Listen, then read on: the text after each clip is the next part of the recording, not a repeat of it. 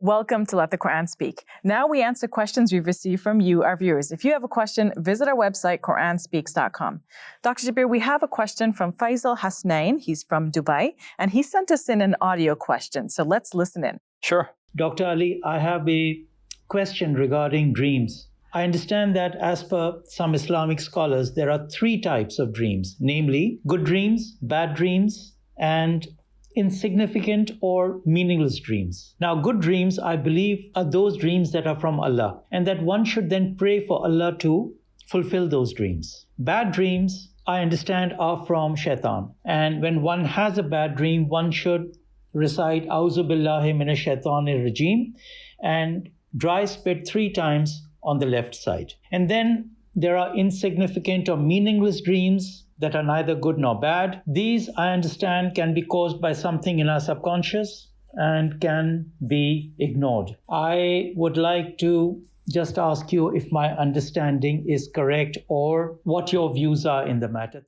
So Dr. Shabir, what's your take on this categorization that Faisal has given you? Actually, he has captured the traditional view, the traditional Muslim view on dreams and their interpretations very nicely.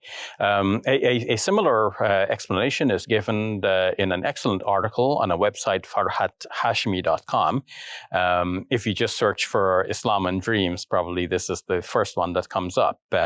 So basically, there are hadiths which tell us that the Prophet, peace be upon him, said that dreams are of 3 kinds. The one is due to your own subconscious mind. 2, there are divine inspirations that come by way of dreams. And 3, there is the meddling of the Satan with your mind during the dream state. So if you see something horrible, that's from Satan. Don't tell anyone about it, and don't worry about it. It cannot harm you.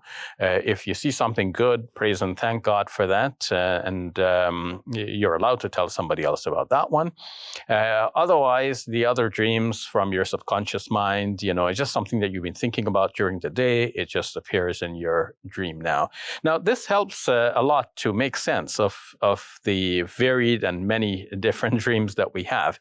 And in fact, looking more broadly, we see that many psychologists and neuropsychologists in modern times have been trying to think more clearly about what dreams are and how they affect us and why we dream, and so on. And there's no unified theory out there.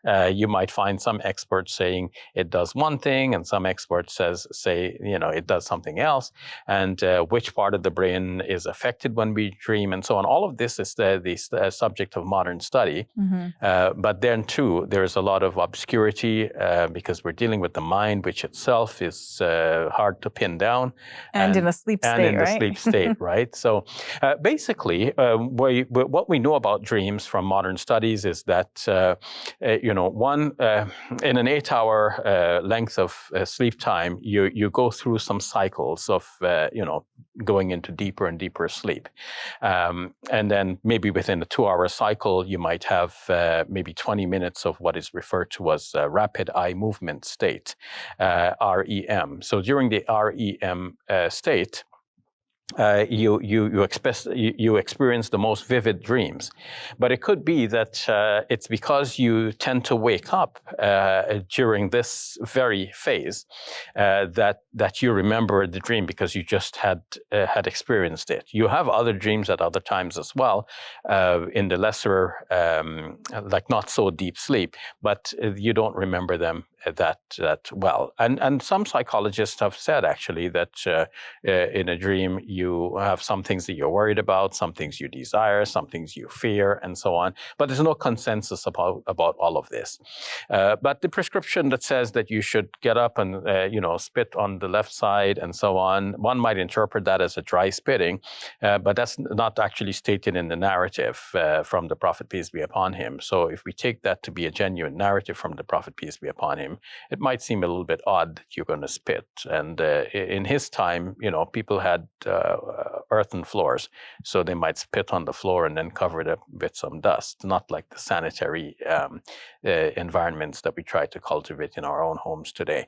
So in short, I think we should come away from this thinking that dreams are very complicated and they're not things to worry about. But if you see some good thing in your dream, you can try to think about how to achieve that good. If you see something fearsome, try to think about how to avoid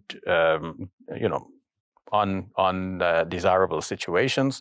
But it all depends on us in the end, doing what we can and asking God for his help in the end, and not to worry too much about the dreams themselves.